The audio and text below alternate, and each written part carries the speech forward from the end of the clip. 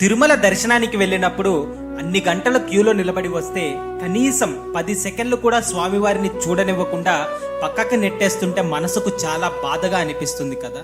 కానీ అదే గర్భగుడి దగ్గర స్వామివారి కళ్ళెదురుగా 6 గంటల పాటు నిలబడే అవకాశం వస్తే ఎలా ఉంటుందో ఒక్కసారి ఊహించండి. దీనినే శ్రీవారి సేవ అంటారు.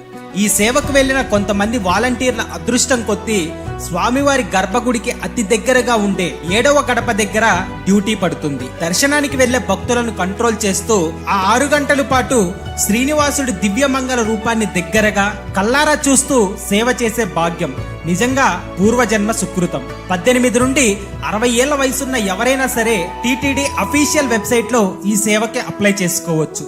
ఇలా 7 రోజుల పాటు సేవ చేసే వాళ్ళకి ఫ్రీగా అకామిడేషన్, భోజనం టీటీడీ వాళ్ళే చూసుకుంటారు.